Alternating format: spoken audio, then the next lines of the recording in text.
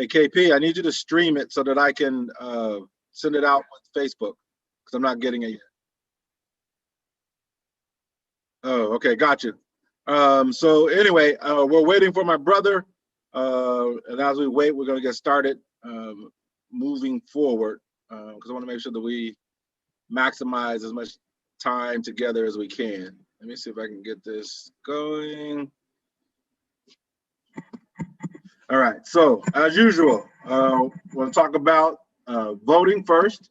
So everybody in California should have received their ballot in the mail already.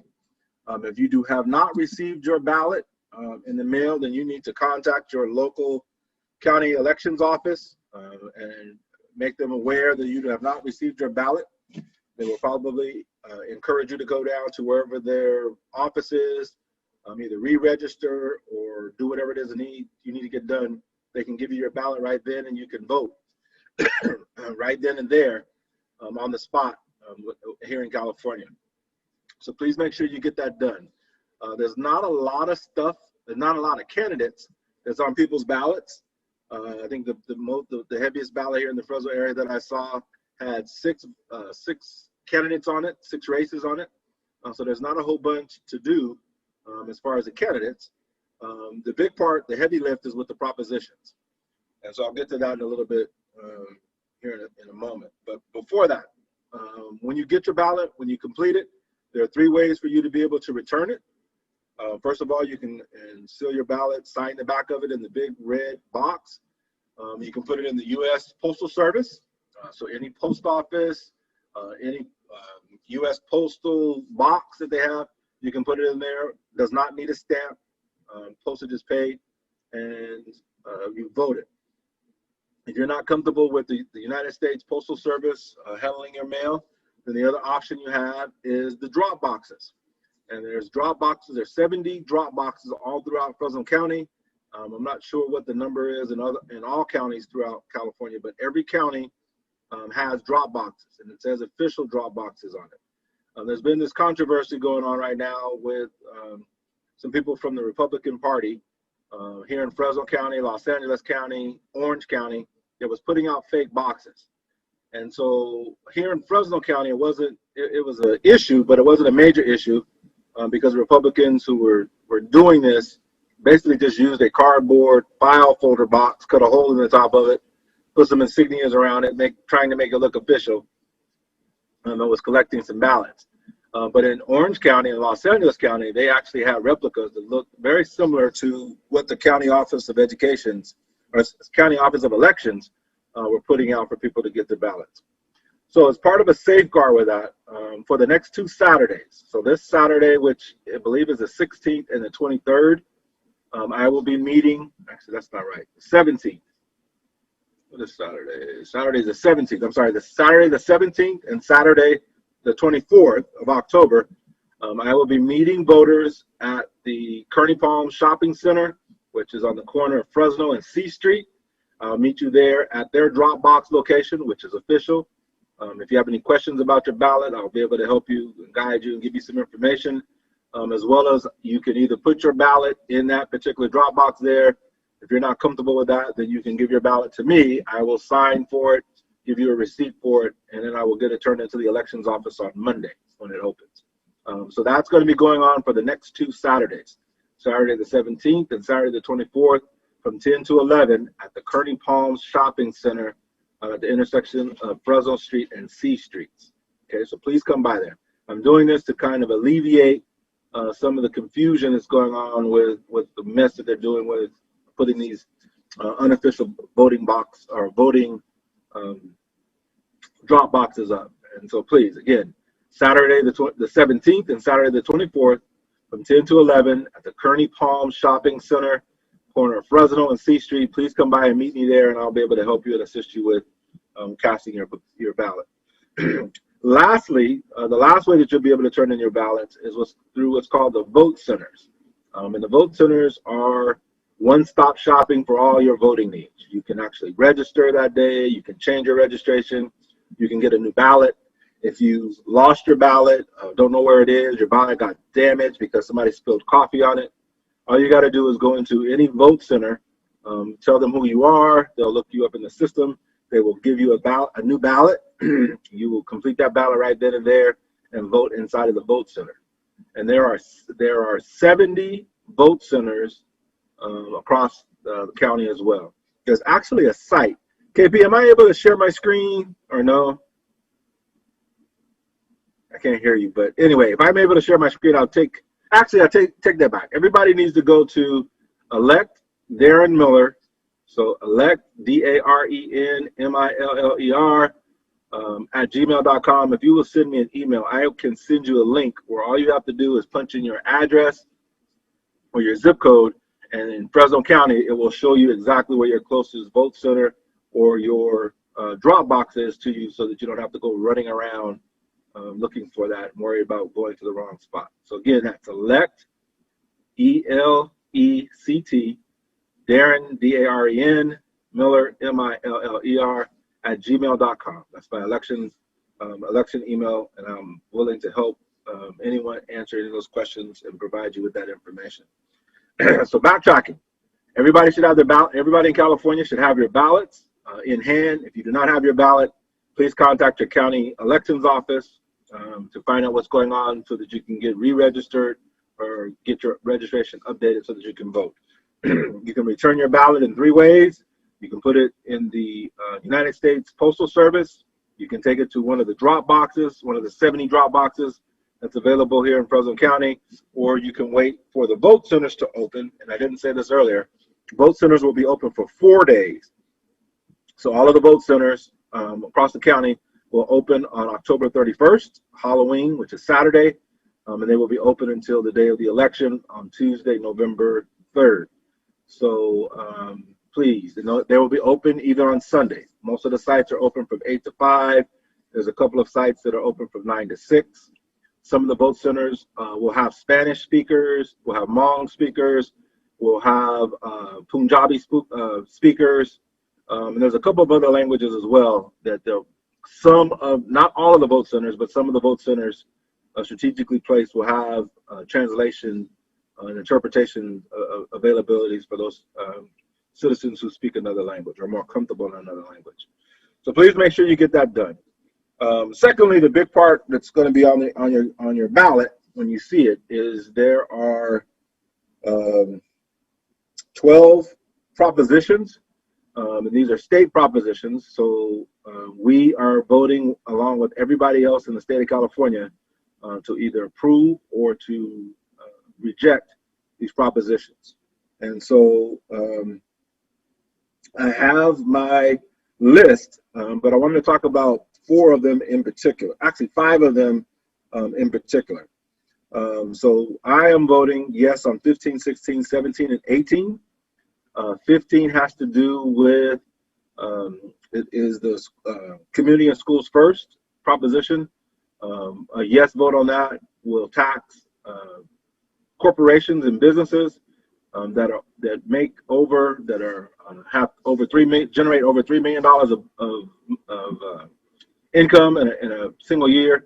They will be affected by this, and so it'll be affecting people such as Disneyland, Magic Mountain, Budweiser, some of the huge corporations here in California that have been here since 1978 and still paying property taxes at a 1978 rate. Exempted from the tax raises are homeowners. So home property owners are exempted from this, as well as most agriculture is exempted from the tax raises. And so when you hear these provisions about the homeowners' taxes are going up and agriculture is going to be cleaned out because of these, because of passage of 15, that's not true. There's about $11 billion that projected is going to be raised from this taxes. 60% of the generated funds will go to cities and municipalities. 40% will be going to education. And so those of you who wrote a story in the Community Alliance for October, talking specifically about Proposition 15 and how I remember when Prop 13 passed in 1978, how our summertime programs at schools and at community centers all but went away because there wasn't funding to keep those programs going. And in this COVID environment, this environment where our young people don't have a whole bunch of options to be able to do things, passing Prop 15 will be able to help generate some funds to be able to help us moving in that direction. Prop 16 undoes or reinstates affirmative action. Many of the elements of affirmative action, which was taken out. I don't remember what year that was. I don't remember what year it was when that was undone. But this put the provisions back in there, puts in protections with governmental contracts, protecting the ethnic population, as well as women and other minority or other gender groups that are protected by federal law.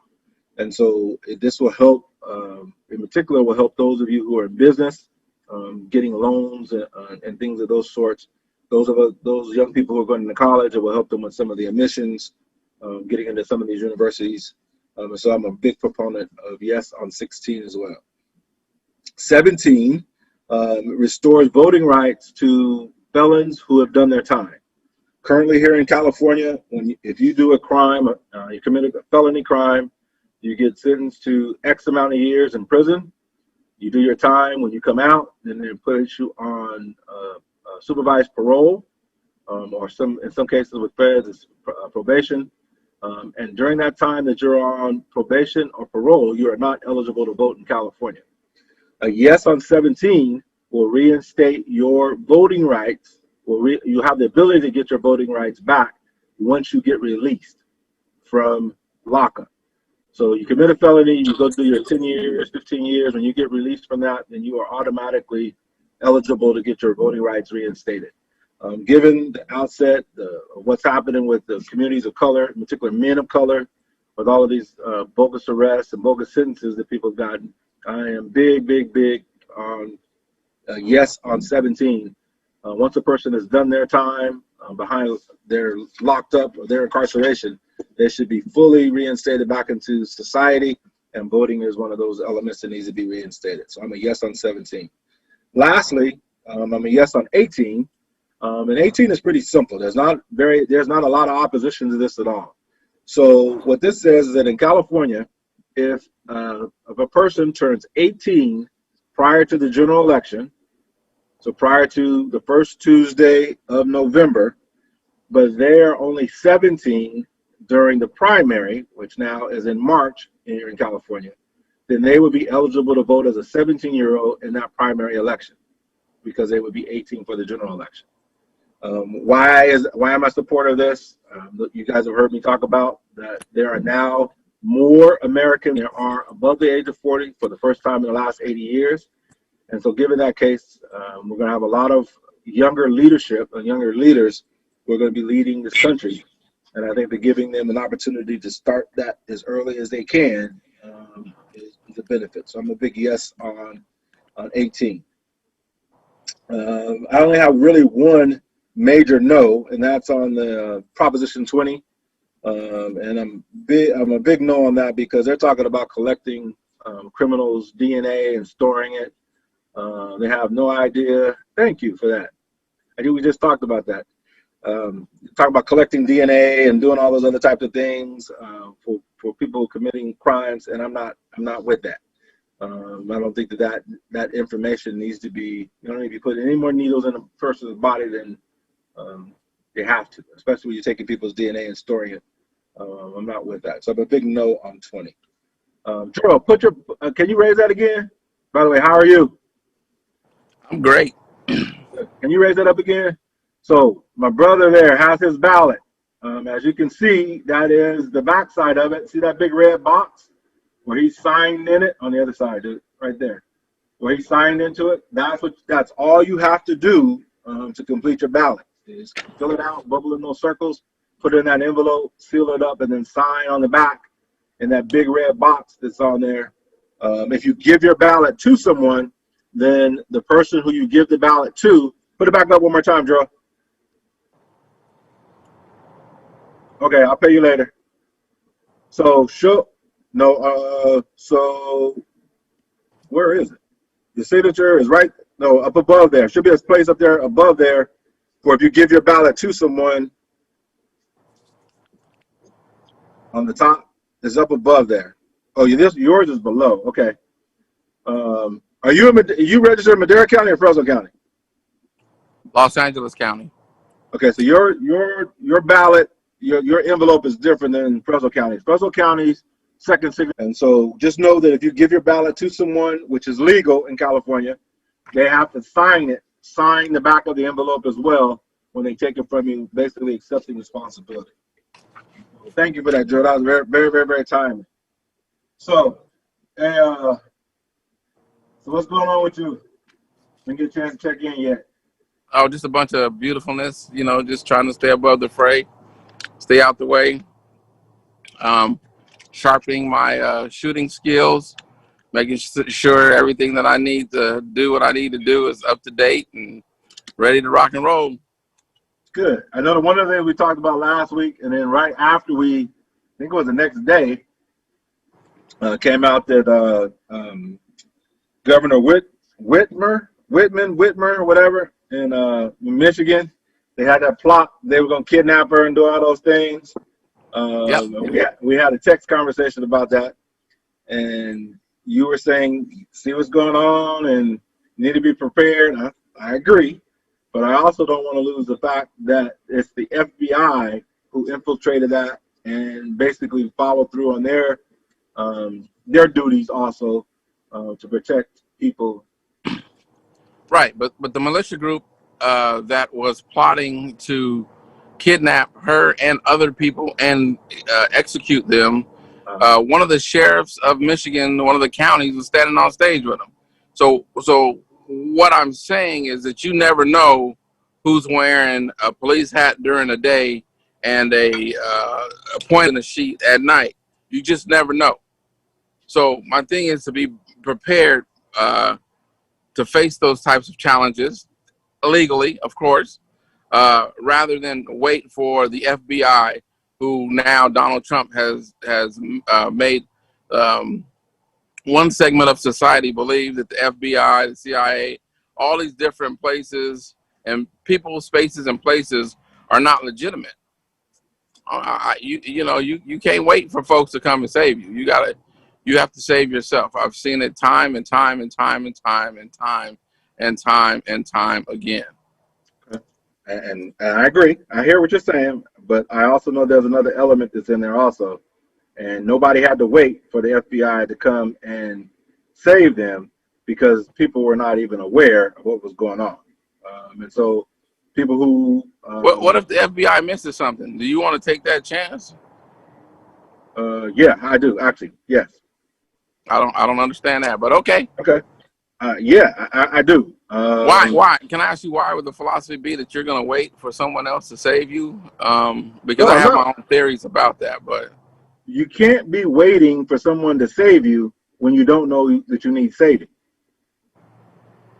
Is the best preparatory plan to be prepared, or Yeah, is it to sit back and wait and then prepare? But you're saying that the only preparation is for me or for us, for us to arm ourselves, just like the other people may or may not be armed. I don't agree. I think that there's more than one way that you can be prepared. What's the other way to be prepared? Being informed, being aware of your circumstances, knowing where you're going, doing your research.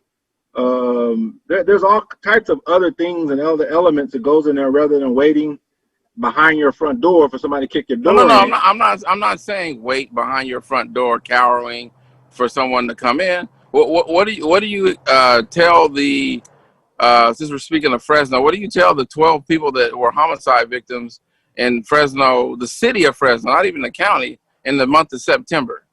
That's not vigilantes going after them. Those are no. A body getting shot and hitting the ground is the same as a body getting shot hitting the ground. The thing is to be prepared. I guess if it's your day, it's your day. All right. So I'm struggling with you getting ready for this armed conflict, which is only going to create, and that's kind of what we got going on in the streets right now, is that everybody is answering their questions and responding to everything with firearms, rather than sitting down having conversations and dealing with the situation at hand. There's a lot of frustrations. I was a part of a meeting, I think it was last week, with some police officers and a group of African American gentlemen, not all from or of the West Side, but have centrally, have affinities for the West Side. There's about 30 of us together, 25 or 30 of us. We had a conversation, and basically the police are asking for help because they don't really have an idea of how to respond to, as you said, all these homicides that are happening here, because of the way that they're seeing it. Their investigations are saying that it's 13, 14, 15-year-olds who are doing the shooting. It's not the seasoned gang members or the seasoned criminals who are doing this. It is a younger, new breed of fellow who are shooting these, who are making these, who are committing these crimes on the street. And so I just know that we're not going to be able to fix this by having more guns on the other side. That's not going to fix it. Okay. When you say fix it, what are you trying to fix?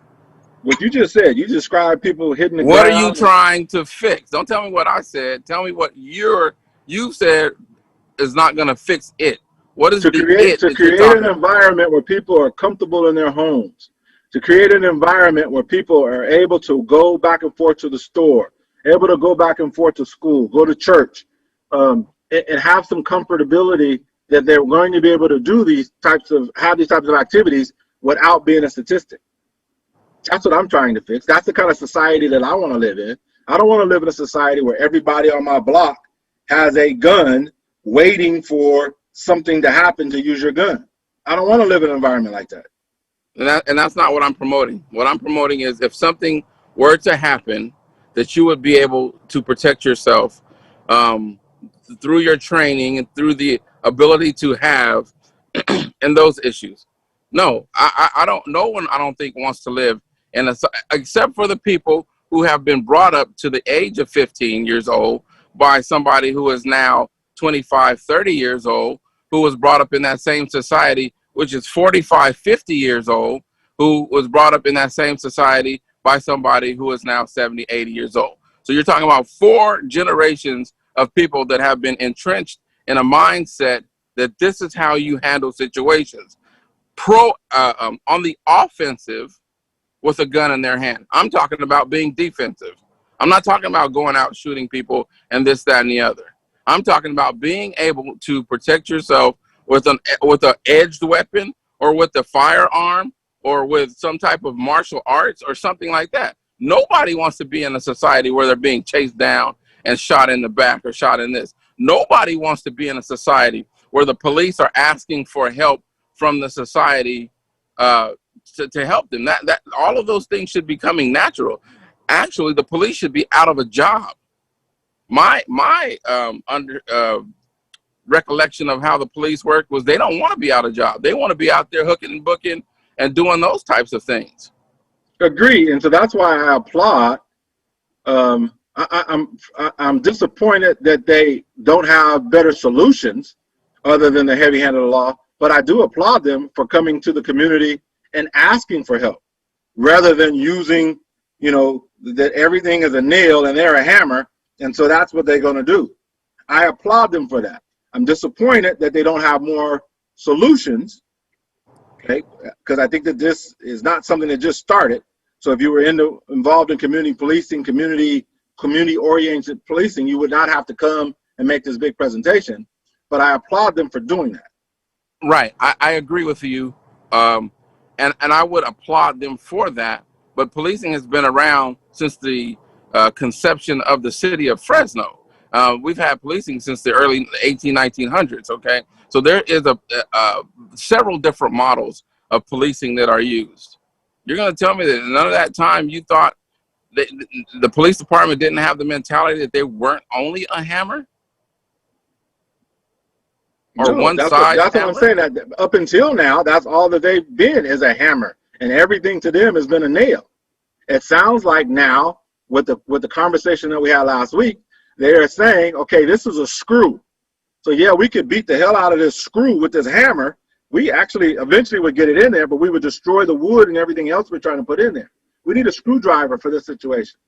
that's a nail, not a nail, but that's a staple that's in the wall. We got to get that out of there. Well, And hell yeah, it we can get sounds it out of there with a like the hammer. meeting you went to, the hammers being the police, looked around and said, "That's not a nail.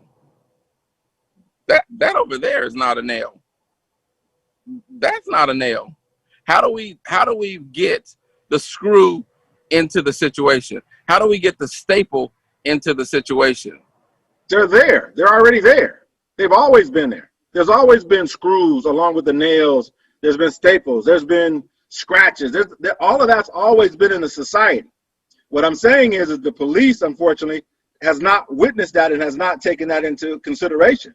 They're a hammer, and so everything that they answer is going to be through the lens of being a hammer. They're going to pound the shit out of things.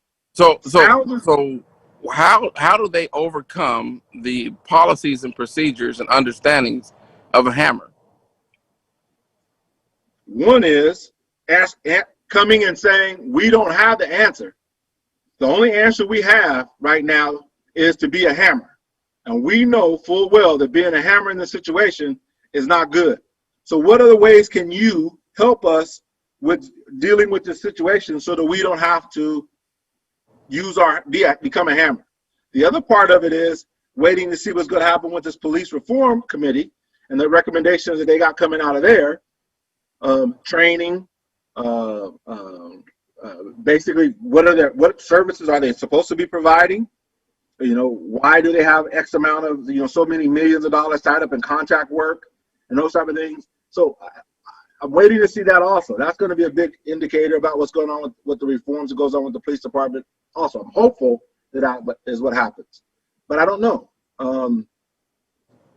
But as I told them the other day, I mean, I'm frustrated that they don't have another answer for how to deal with this, but I am appreciative that they came and asked for help. They admitted that they didn't know how to answer it other than one way, and they're looking for help. And so I'm going to do everything I can in the groups with the gentleman that I was there with to be able to help them provide some other direction. One of the things I talked to them about was, so the police department, and its next level, has nothing to do with the immediacy of everybody dying. One of the things that the police department really, really, really, truly wanted to show that they were in partnership with the community is they would take a stance on Proposition 15. And it would be a yes, so that now we have excess monies, for you to get additional cops, police officers. There's additional monies that can go into the recreation department for their programming, those type of things, into county services, so we can bring back summertime employment for our young people, those type of things. If Floresville Police Department was really about partnering with the community, they would take a stance on yes, and it would be in support of they would take a stance on Proposition 15, and it would be a yes supporting that. Of course, they didn't want to, that was not where they wanted to have that conversation. They wanted some things in the immediacy that they can how they can handle what's going on now. But I'm not going to back off of that. The police department here has a lot of influence. The police union in particular has a lot of influence in politics. So what I'm hearing you say is you told them to stick their hand in the bag and pull out a screwdriver, and they said, "Oh no, we gonna stick with the hammer method." No. They didn't. They were talking about the house that we're in now and fixing what's going on in the house that we're in now. I was talking about the house that we're going to be transitioning to. What I'm talking about is things that can be done now so that we don't have to have these same conversations 5, 10, 15 years from now, because we would have other conversations about how we're going to develop and how we're going to expand the community working with. And think about it. Again, half of Americans are under the age of 40. So they're in their birthing years and their creation years, those type of things. So schools are going to be a heavy priority going forward, because there's going to be so many parents, so many 40-year-olds and 50-year-olds who are going to have kids in school, and schools are going to have to improve themselves. Prop 15 helps address that. We're going to want to live in communities who are safe, with police and fire, emergency attenders, all of those types of resources. Prop 15 addresses that.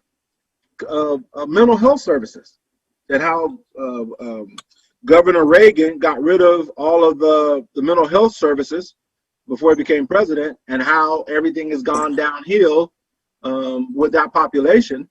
We can then, as a county level, look to reinstate some of our mental health services. The money that's generated out of Prop 15 can go towards that. And so I'm not talking about where we are now. I'm talking about where I want us to be in the future.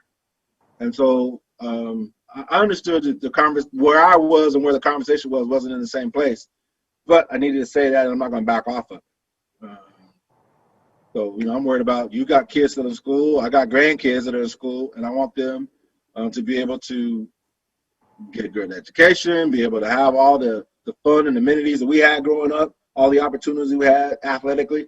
I want them to be able to have that same type of environment, the same type of influence, so they can turn into the same type of people as us and not have to struggle and suffer as many of the young people are doing now. So. Okay. All right. Switching gears on you. Have you been watching the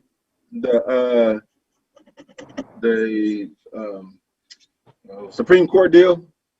Yes, a little bit. The justice. So what's your reaction? But to me, it's a done deal, and I see where it's going. And I made the comment in the break room the other morning. I wonder which one of the justices is going to get snatched off the street and put in a bag first. And it wasn't met too well. What do you mean by that?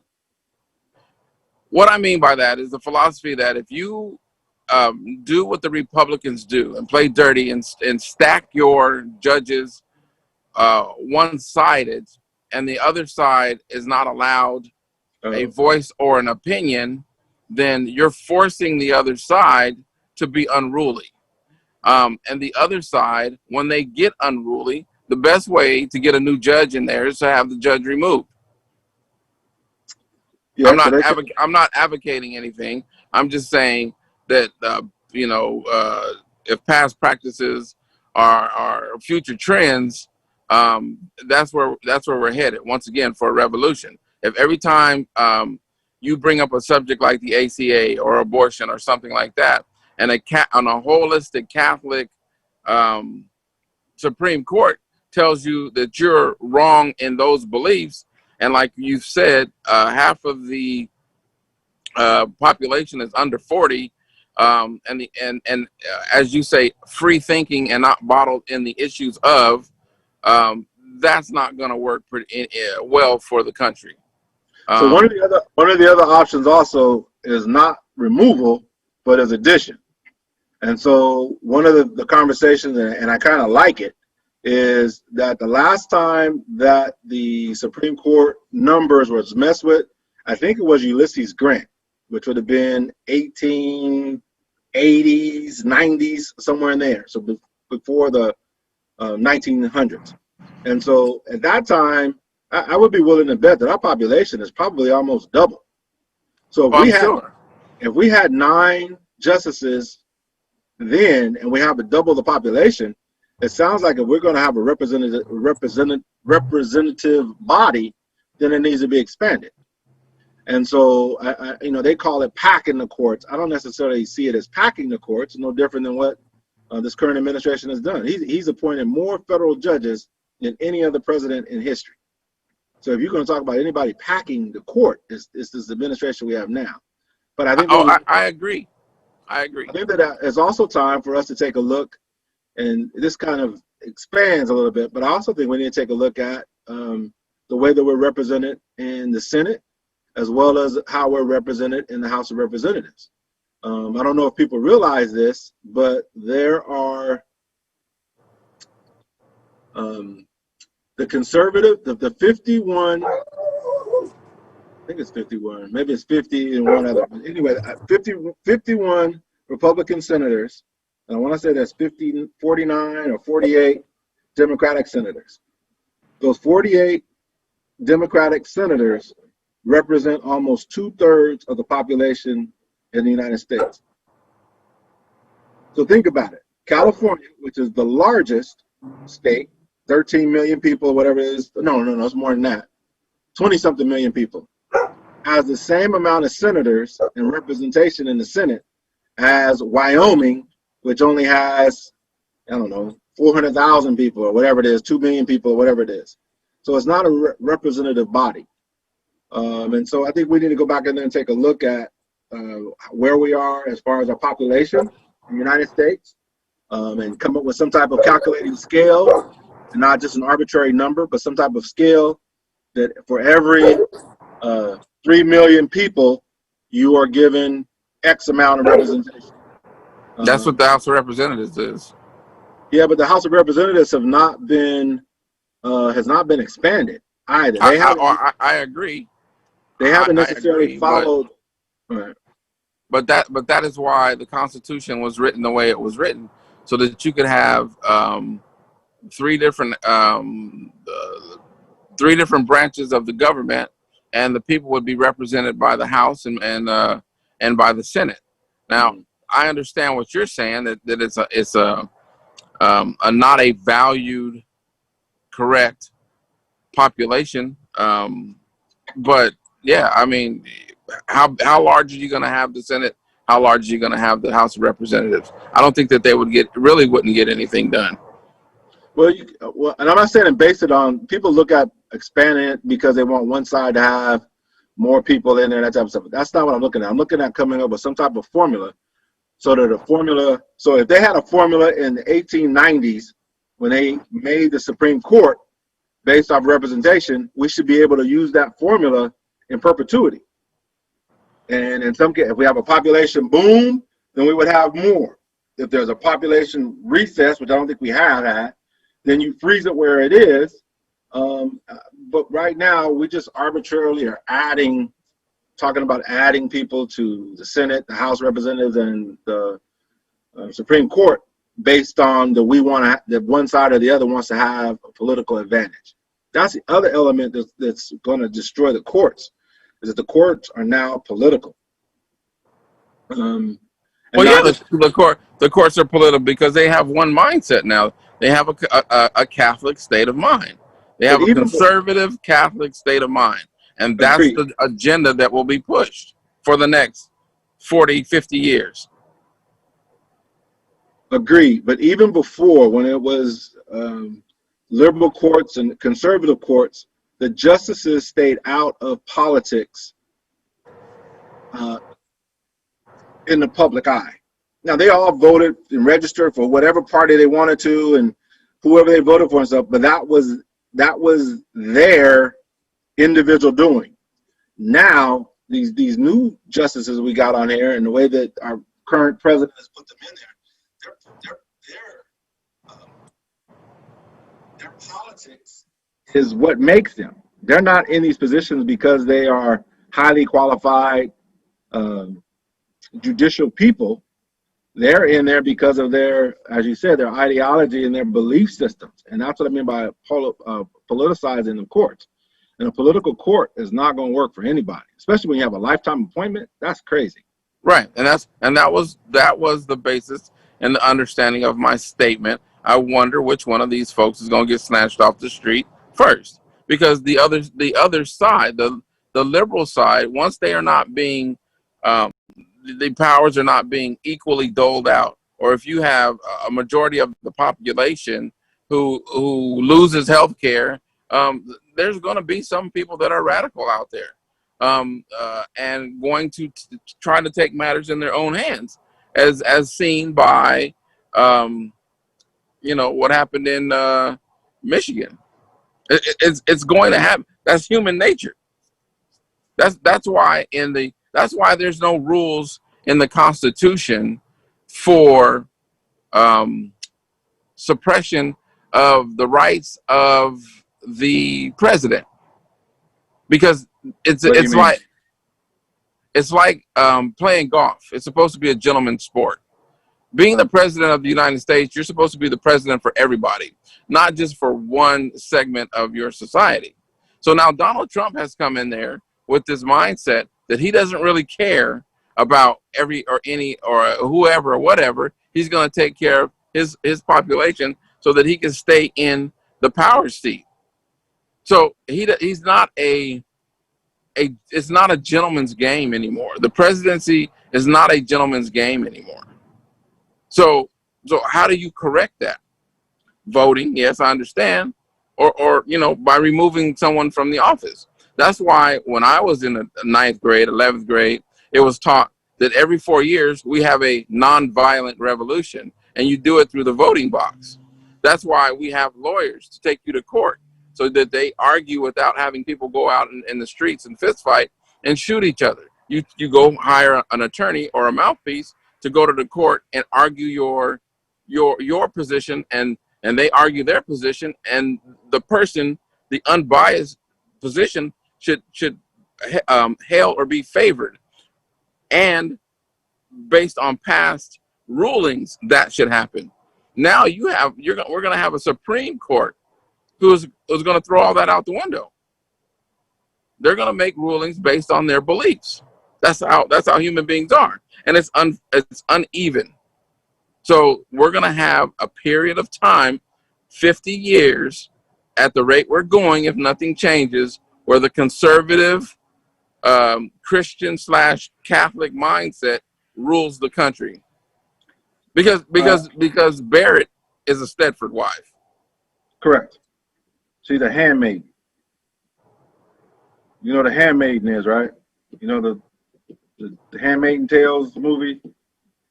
So I've never seen it, but yes, she literally, not figurative, but she literally comes out of that realm, or that arm of the Catholic faith. So look that up. Handmaidens, and I forget what they call the do you know what my reference is when I say the Stedford wives? Yeah, but those are all robotics and those type of things. This is different. This is handmaidens are subjected to men, and it has nothing to do with them being robotic or mechanical, in that it is the teachings that they have received from being little children. And so people refer to it as a cult. I don't necessarily agree with that, but it has some cultish types of things about it. But yeah, she is part of that. So I hear what you're saying. So it's gonna be interesting. We got 19 more days to the election, and I think that the election of 2020 is going to be the great calibration that the United States of America needs to happen. And I hear you. There's going to be a period of time where there's going to be some adjustments, and the power struggle is going to go back and forth. But I have faith in the system. The system is not perfect. The system has a lot of there's a long way to go for the system to get to that point.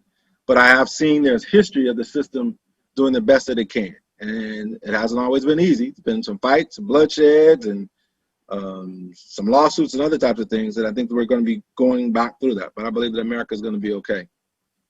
The biggest thing out of 45 is you need to stay in your lane. I think I said this before. Actors do not need to be politicians just because you're familiar with them and you like them. Actors need to be actors. Politicians need to be politicians. And the two of those haven't worked out successful. Look at Arnold. Look at Jesse the Body Ventura. Ronald Reagan, I guess, would probably be the most successful of those actors turned politicians. And now the people are starting to pull the sheets off of what his game plan was. Well, everybody is a person. Just because you are a politician, look up the definition of a politician, and it's basically a trickster. So why wouldn't an actor be okay to be a politician? Donald Trump. What? Donald Trump. That's the best example I can give you. That dude has no idea what it is to be a statesman. He has no idea what it is to be a politician. You just said all he wants to do is be amongst his people. that tells you that he is not a statesman. That tells you that he does not understand politics. But the point that you're missing in all of this is that it is not like he wrote his name on a piece of paper and they gave him the job. Half of the population believed in him, and half of the population put him in there. Agreed. So half of the population fell for his tricks because Correct. he wanted to be a politician. And now he's a politician. He's a horrible politician, but he's still nevertheless a politician. And he's still got half of the country running around here telling people how great he is. He does not have half the country. He does not have half the country doing that any longer. Half the country is not in favor of Donald Trump. Even half of his numbers on the Republican side of the ledger are starting to diminish. And so, you know, it was great when he was running 4 years ago because he wasn't the incumbent. He wasn't defending his turf. Now he has to show evidence of what he's done in the 4 years that we've given him. And people so like any great experiment, he's petered out. Correct. He's done. I agree. I agree with you. And so that's what I mean about the calibration. However, because he has packed the courts and people are manipulative, he might still be in there at the end of the day. If he does what he needs to do, because there are no restrictions on the presidency, and he can do a whole lot of stuff that people don't want to see him do, he might be in there at the end of the day. He can do a whole bunch of stuff. Agreed. But it doesn't mean that there's not going to be a reckoning or an accountability for all that you do. Okay? I know that here in America, we don't have any evidence of that because we've had presidents who have not done, who've been outside of legality, and we have not been able to hold them accountable. Richard Nixon was never held accountable for what he did. So I got that. Trump was impeached, but he wasn't removed. Yeah, agreed. But he got some other things. He got to deal with the state. It's not all federal that he got to deal with. As long as he's the president, no one's going to deal with him on that level. Eventually, he's going to stop being the president. And then he'll run for mayor, and he'll be the mayor of the town. And then he can get arrested. He can be held accountable if he's the mayor. Okay. Okay. I am agreeing, and I understand your line of thought, but it don't work that way. The real world don't work that way. Okay. So give me an example. Give me an American example of Donald Trump. Give you an American example of Donald Trump. Yeah, Donald Trump is the president. Give me an American example. Donald Trump. You answer my question exactly. Exactly. He is the first to ever be in this position. And being the last. Well, that's fine. That's fine. As long as no one else votes him in, or a personality or a person like him in. But that's not what we're saying. What is going to be the retribution, as you said, that is going to come for him doing all the deviant and malicious things that he's done?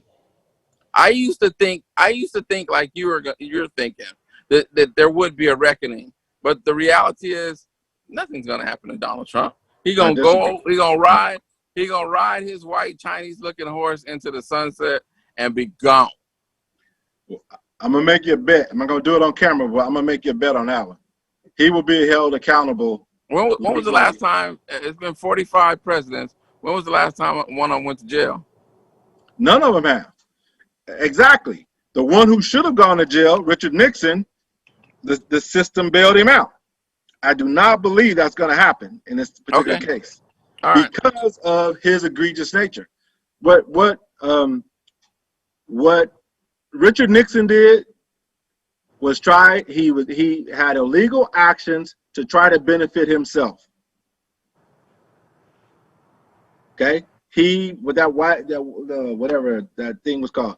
Donald Trump is way beyond. Yeah, Watergate. Thank you. Donald Trump and his illegalities, his illegal actions is way beyond Watergate. way beyond that. And so for Nixon to get I wouldn't put it past that if they do something like this and Donald Trump gets in a hole, that Biden wouldn't pardon him to save face of the United States government. I disagree in this case. Because remember, he's an outsider. Hey, what do I say every week? Right? I Of remember course you do. Donald Trump is not a politician. He's an outsider. He a politician now? No, he ain't no politician. He's a reality star. Okay, so the president of the United States is not a politician? In Donald Trump's case, no. The 44 people before him, yes. Okay. Donald Trump is a reality star. He is an entertainer. So was Ronald Reagan? He was a president. He was an entertainer. Was he a reality star? Ronald Reagan was also the governor of our country, not our country, but the governor of our state. So he understood. Okay. He understood politics. He understood being a statesman, and those type of things. Donald Trump has never been elected to a public office until the biggest, most influential elected office in the whole entire world. And he done screwed it up for a whole bunch of people that they're these personalities, the Oprahs, the Kanye West, and all them other people who just think because they got a bunch of money, they can jump up and run. That's done. Arnold Schwarzenegger and them you ain't gonna see them too much. If they go through the ranks, they become mayors and city council people and that kind of stuff, and they go through the ranks, then yeah, I can see that. But there ain't gonna be nobody jumping back. It won't be another actor jumping up off the sideline, getting ready to run for president, thinking, and people gonna take him legit. It ain't gonna happen. Ain't gonna happen. And that's why I believe that Donald Trump will be held accountable as an example for non-politicians to stay in a lane. I just do. The system, the structure in the system can't afford to have the political structure that we have here in America cannot afford to have another reality TV star as the head of the country.